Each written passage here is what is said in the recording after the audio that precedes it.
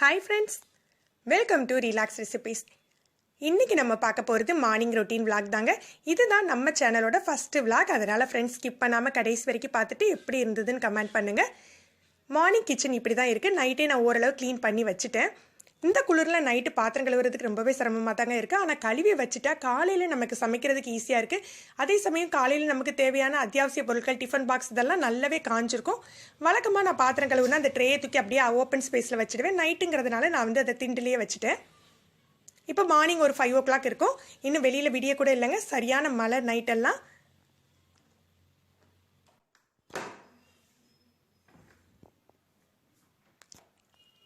என்னோட கிச்சன் வீடியோவில் நிறைய பேர் கேட்டிருந்தாங்க, கிச்சன் டூர் வீடியோவில் டஸ்ட்பின் எல்லாம் கிச்சனில் வைக்கலையான்னு. இந்த மாதிரி ஓப்பன் ஸ்பேஸ் வந்து சர்வீஸ் வரண்டாக இருக்க கிச்சன் கிட்டே இருக்கிறதுனால நான் எல்லாத்தையுமே வெளியிலேயே வச்சிடுறேங்க. இப்போ இது நம்ம சேனல் டேபிள் என்ன இருக்குன்னு பார்த்தீங்கன்னா, நேற்று பண்ண ஸ்நாக்ஸ் ஆல்ரெடி நம்ம டிப்ஸ் வீடியோவில் பார்த்துருப்பீங்க. இந்த மாதிரி ஒரு நியூஸ் பேப்பரோ டிஷ்யூ பேப்பரோ வச்சு க்ளோஸ் பண்ணி வச்சிருந்தா அந்த கிறிஸ்ப்னஸ் குறையாமல் அப்படியே இருக்கும். இது நான் நேற்று வீடியோ பண்ணலாம், அதாவது கார்த்திகை பொரி ரெசிபி பண்ணலாம் அப்படின்னு சொல்லி எல்லாமே எடுத்து வச்சுருந்தேன். ஆனால் பண்ண முடியலை. இன்றைக்கி வீடியோவில் அதை இன்க்ளூட் பண்ணுறேன் ஃப்ரெண்ட்ஸ். கடைசி வரைக்கும் ஸ்கிப் பண்ணாமல் பாருங்கள். வெல்லமும் நான் வந்து நெல் பொரியும் வாங்கி வச்சுருக்கேன். வீக்லி ஒன்ஸ் குழந்தைங்களுக்கு வந்து ரைஸுக்கு பதிலாக மதியம் லஞ்சுக்கு சப்பாத்தியும் சப்ஜி கொடுக்கறது வழக்கம். இன்றைக்கி வந்து மார்னிங் பிரேக்ஃபாஸ்ட்டுக்கு இட்லி பண்ணிவிட்டு மதியம் சப்பாத்தி பண்ணிடலாம் அப்படின்ட்டு இருக்கேங்க. இது பக்கத்தில் நல்ல தண்ணி கொஞ்சம் பிடிச்சி வச்சுருக்கேன். அன்றைக்கி சமையலுக்கு தேவையானது மட்டும் ஒரு குடத்தில் எடுத்து பக்கத்துலேயே வச்சுருக்கேன் நான். இன்றைக்கி நான் இட்லிக்கு வந்து சட்னி சாம்பார் எதுவுமே வைக்க போகிறது இல்லைங்க. நான் நேற்று நைட்டே வந்து நல்லா அரைச்சி விட்டு வத்த குழம்பு நல்லா வதக்கி அரைச்சா வத்த குழம்பு வச்சுருக்கேன். இது இட்லிக்கு உங்களுக்கு செம்மையாக இருக்குங்க. இந்த மாதிரி ஒரு தடவை வந்து நீங்கள் சட்னிக்கு பதிலாக இந்த மாதிரி வத்த குழம்பு வச்சு சாப்பிட்டு பாருங்கள். இதோட ரெசிபி நான் உங்களுக்கு இன்னொரு வீடியோவில் இன்க்ளூட் பண்ணுறேன். ஆல்ரெடி நம்ம வத்த குழம்பு ரெசிபி நம்ம சேனலில் போட்டிருக்கேன். அதோட லிங்கை வேணால் கீழே டிஸ்கிரிப்ஷனில் கொடுக்குறேன். இன்றைக்கி வந்து சப்பாத்தி பண்ணையில் நான் சொன்னேன் இல்லையா, ஆல்ரெடி என்னுடைய மிக்சரில் வந்து நான் உங்களுக்கு மாவு பிசைஞ்சு காட்டுறேன்னு. இன்றைக்கி நான் அந்த வீடியோ இன்க்ளூட் பண்ணிடுறேங்க. என்னோட மிக்சர் பார்த்தீங்கன்னா இது வந்து கென்வுட் பிராண்டுங்க. இது வந்து ஆக்சுவலி பீட்டர் விஸ்க் எல்லாமே அட்டாச்சாக இருக்கும். ஆனால் நான் பெரும்பாலும் பீட் பண்ணுறதை விட சப்பாத்தி மாவு பிசைறதுக்கு தான் அதை பெரும்பாலும் யூஸ் பண்ணிகிட்டு இருக்கேன். நான் ஆசீர்வாத் ஆட்டா யூஸ் பண்ணுறேன். நீங்கள் என்ன ஆட்டா வேணாலும் நீங்கள் வழக்கமாக யூஸ் பண்ணுற ஆட்டா யூஸ் பண்ணிக்கலாம்.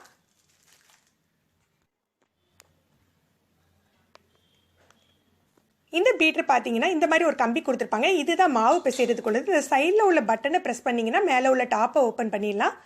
அதில் ஒரு ஹோல் மாதிரி இருக்கும். அதில் ஜஸ்ட்டு சொருகிட்டு நீங்கள் ஒரு ப்ரெஸ் கொடுத்தாலே போதும், அதில் அட்டாச் ஆகிடும். இதுக்கு தண்ணி எவ்வளோ அளவு எடுத்துக்கலாம் மாவு பிசைறதுக்கு அப்படின்னு சொல்லிடுறேங்க. நீங்கள் எந்த கோதுமை மாவாக இருந்தாலும் 2.5 கப் மாவாக இருந்தால் 1 கப் அளவுக்கு தண்ணி தேவைப்படுங்க. இல்லை நீங்கள் ஒரே ஒரு கப்பு மாவு பிசைறதா இருந்தால் நல்லா நிறைய மாவு எடுத்துகிட்டு தலையை தட்டி தண்ணி எடுத்துக்கோங்க, கரெக்டாக இருக்கும். நான் இங்கே 2.5 கப் மாவு எடுத்துக்கிறேன். எந்த கப்பில் மாவு எடுக்கணும் அதே கப்பில் தண்ணி அளந்துக்கலாம்.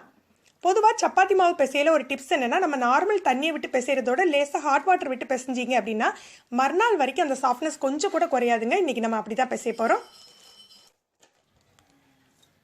நீங்கள் வழக்கமாக மாவு பிசையில என்னெல்லாம் சேர்த்துப்பீங்க, என்ன சேர்ப்பீங்கன்னா என்ன சேர்த்துக்கலாம், நம்மளுடைய விருப்பம் தாங்க. தயிர் சேர்த்துக்கிறவங்க தயிர் சேர்த்துக்கலாம். நான் இங்கே 1 கப் வாட்டரை வந்து கொஞ்சம் கொதிக்க வச்சுடுறேன். ரொம்ப கொதிக்கணும்னு அவசியம் இல்லைங்க, கொஞ்சம் சூடு வரட்டும். மாவில் கொஞ்சம் உப்பும் 1 ஸ்பூன் எண்ணெயும் சேர்த்துக்க போகிறேன்.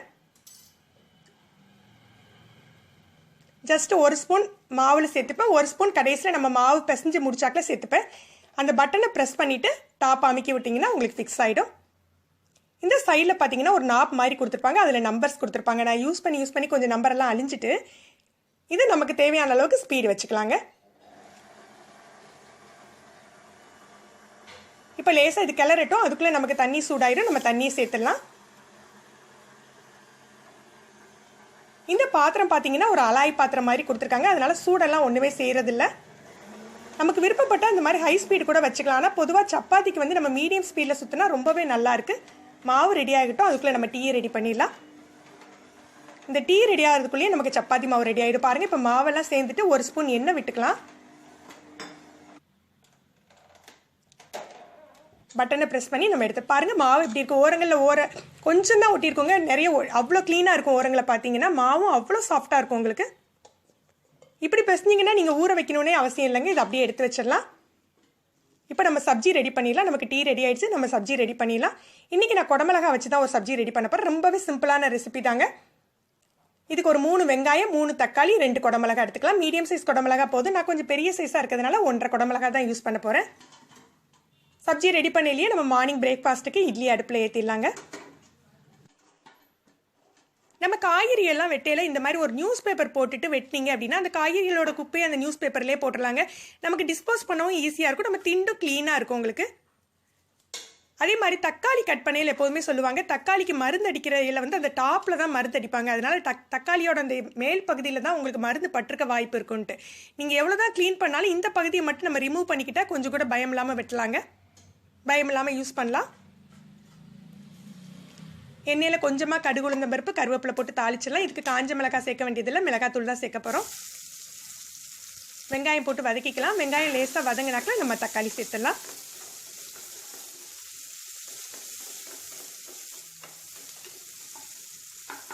இப்போ நம்ம தக்காளியை சேர்த்துடலாங்க.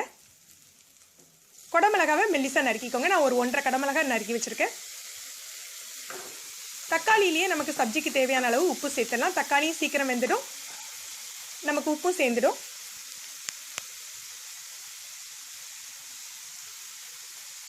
தக்காளி நல்லா வதங்கின பிறகு நம்ம குடமிளகாய், இந்த சப்ஜி வந்து பார்த்தீங்கன்னா கொஞ்சம் வந்து கிறிஸ்பியாக தாங்க இருக்கும், ரொம்ப கூட்டு மாதிரி ஆகாது உங்களுக்கு. அதனால் எல்லாத்தையுமே ரொம்ப போட்டு வதக்கணும் அப்படின்னு இல்லைங்க. குடமிளகாய் போட்டு லேசாக வதக்கிக்கலாம். வதக்கின பிறகு நம்ம கடைசியில் மிளகாய்த்தூள் சேர்த்துக்கலாம்.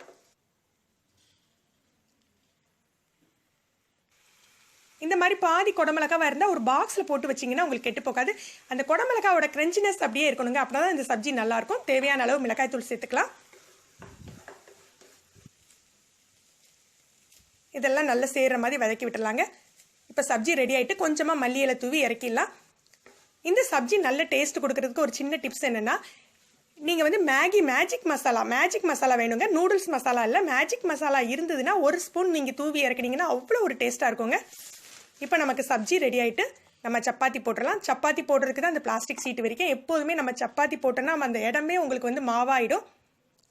பொதுவாக சப்பாத்தி வந்து நீங்கள் எண்ணெய் தொட்டு போடாதீங்க, இந்த மாதிரி மாவு தொட்டு போட்டிங்க அப்படின்னா உங்களுக்கு சப்பாத்தி நல்லா சாஃப்டாக இருக்கும். எண்ணெய் தொட்டு போட்டிங்கன்னா எப்படி இருந்தாலும் ஒரு ஹெவி ஃபீலிங், ரொட்டி சாப்பிட்ற மாதிரி ஒரு ஃபீலிங் வந்துடும், பரோட்டா டேஸ்ட் வந்துடும் உங்களுக்கு. நான் யூஸ்வலாக நல்லெண்ணெய் தான் சேர்த்துக்கிறது வழக்கம். அந்த ஸ்மெல் எங்களுக்கு செட் ஆகிடுச்சுங்க, அதனால நல்லெண்ணெய் தான் விட்டுக்கிறேன். நீங்கள் விருப்பப்பட்டீங்கன்னா நெய் போட்டு சப்பாத்தி சுட்டுக்கலாம்.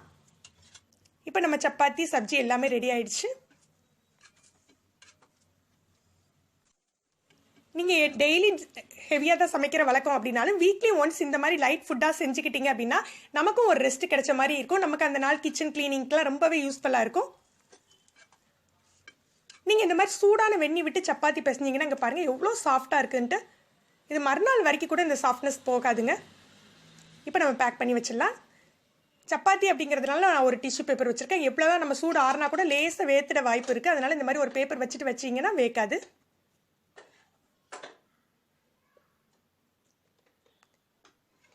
பொதுவாக இப்போ எல்லாருமே ஸ்டெயின்லெஸ் ஸ்டீல் தான் யூஸ் பண்ணுறாங்க. பிளாஸ்டிக் பாக்ஸ் எல்லாருமே அவாய்ட் பண்ணிட்டாங்க. ஸ்டெயின்லெஸ் ஸ்டீலோ அல்லது வந்து ஹாட் பாக்ஸாக யூஸ் பண்ணிட்டா குழந்தைங்களுக்கு நல்லது, கொஞ்சம் சூடாகவும் இருக்கும் உங்களுக்கு. இப்போ ரைஸ் மாதிரி ஐட்டம்னா மேலேயே நம்ம ஸ்பூனை வச்சு கூட பேக் பண்ணிடலாம். மீதி உள்ள சப்ஜியை எடுத்து வச்சுட்டு நம்ம வந்து அந்த பாத்திரத்தை ஒழிச்சு போட்டுட்டு அப்படி நமக்கு கொஞ்சம் கிச்சனும் க்ளீனான மாதிரி ஆகிடுங்க. எந்த வேலை நம்ம முடிச்சோமோ அதை உடனே பாத்திரத்துக்கு மாற்றி எடுத்து வச்சிட்டிங்கன்னா அந்த பெரிய பெரிய பாத்திரங்களை நம்ம கழுவ போட்டுடலாம். அதுவே நமக்கு வந்து அந்த கிச்சன் திண்டு வந்து க்ளீனான மாதிரி ஆகிடும் உங்களுக்கு. ஸ்நாக்ஸ்க்காக கொஞ்சம் இன்றைக்கி ஆரஞ்சு பழத்தை தான் உரிச்சு வச்சுருக்கேன். இப்போ நமக்கு லஞ்ச் வேலையெல்லாம் முடிஞ்சிடுச்சு. இப்போ நம்ம வந்து பொரி எப்படி பண்ணலாம் அப்படின்னு பார்த்துடலாம். வெள்ளத்தை நல்லா தட்டி எடுத்துக்கிறேங்க. எங்கள் ஊர் சைட்லலாம் கார்த்திகைக்கு வந்து பொரி உருண்டை பண்ணாமல் இந்த மாதிரி பொரியை வந்து திரைக்கிறது அப்படின்னு சொல்லுவாங்க, இதுதான் பண்ணுவாங்க. 4 கப் பொரிக்கு நான் 1 கப் வந்து வெல்லம் எடுத்திருக்கேன். 1 கப்புக்கு 1/4 கப் தண்ணி விட்டு கரைச்சிக்கணுங்க. இன்றைக்கி நான் எடுத்திருக்க பொரி பார்த்தீங்கன்னா நெல் பொரி. அரிசி பொரி கூட யூஸ் பண்ணலாம். நெல் பொரி வந்து கார்த்திகை சீசனில் கிடைக்கிறதுனால நெல் பொரி யூஸ் பண்ணியிருக்கேன். இப்போ வெள்ளத்தை கரைச்சி ஃபில்டர் பண்ணிவிட்டு நம்ம பாக்கு எடுத்துக்கலாம். வெள்ளத்தில் கண்டிப்பாக உங்களுக்கு தூசி சின்ன சின்ன கல்லெல்லாம் இருக்கும், அதனால் நீங்கள் வந்து ஃபில்டர் பண்ணிவிட்டு அதுக்கப்புறமா பாகு எடுத்துக்கோங்க.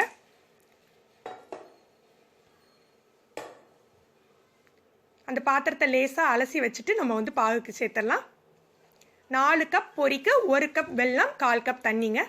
இதோட கொஞ்சமாக ஏலக்காய் தூளும் சுக்குத்தூளும் சேர்த்துக்க போகிறோம். இனிப்பு கொஞ்சம் கம்மியாக வேணும்னு நினைக்கிறவங்க 5 கப் பொரி எடுத்துக்கோங்க. நெல் பொரிக்கு பதிலாக நம்ம அரிசி பொரி கூட யூஸ் பண்ணலாம். நெல் பொரி இன்னும் உங்களுக்கு சத்து ஜாஸ்தியாக இருக்கும், அதனால நான் நெல் பொரி யூஸ் பண்ணுறேன்.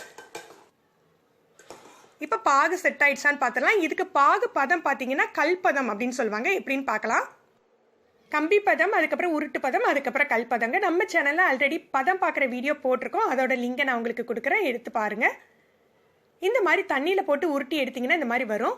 அதை வெறும் பிளேட்டில் போட்டிங்கன்னா ஒரு கல் விழுற மாதிரி உங்களுக்கு சத்தம் கேட்குங்க. இதுதான் கல் பதம். இந்த பதம் வந்தாக்கில் நம்ம வந்து அடுப்பு அணைச்சிடலாம். பொதுவாக பதம் நெருங்கின உடனேயே நீங்கள் ஃப்ளேமை நல்ல லோவில் வச்சுக்கோங்க. இது அப்படியே இந்த பொரியில் சேர்த்து உடனே மிக்ஸ் பண்ணிடலாங்க. இதுவே நீங்கள் பொரி உருண்டை பண்ணுறதா இருந்தால் நீங்கள் ஸ்லோவாக மிக்ஸ் பண்ணக்கூடாது, ரொம்பவே ஃபாஸ்ட்டாக மிக்ஸ் பண்ணி உடனே பிடிச்சிடணும். நம்ம இந்த பொரி திரைக்கிறது அப்படிங்கிறது வந்து உதிரியாக தான் பொரியை பண்ணுவாங்க. அதனால நம்ம நிதானமாக நல்லா அடி வரைக்கும் கிளறி விடலாம். எல்லா பொரியிலையும் அந்த பாகுபடுற மாதிரி கிளறி விட்டுக்கோங்க. இதில் ஏலக்காவும் சுக்குத்தூளும் கலந்துருக்கிறதுனால உங்களுக்கு ரொம்பவே வாசமாக இருக்கும். சின்ன குழந்தைக்கு கூட உங்களுக்கு கொடுக்கலாங்க. இது ரொம்பவே ஹெல்த்தியான ஒரு ஸ்நாக்ஸாக இருக்கும். இப்படி நல்லா கிளறிட்டு ஒரு 10 நிமிஷம் அப்படியே வச்சிடுங்க. அப்படியே உதிர்ந்துடுங்க. உங்களுக்கு 10 நிமிஷம் கழித்து பார்த்தீங்கன்னா அப்படி உதிர்ந்து மொறுமொறுன்னு ஆகிடும். நல்லா சூடாகினாக்கில் நம்ம பாக்ஸில் எடுத்து வச்சுக்கலாம்.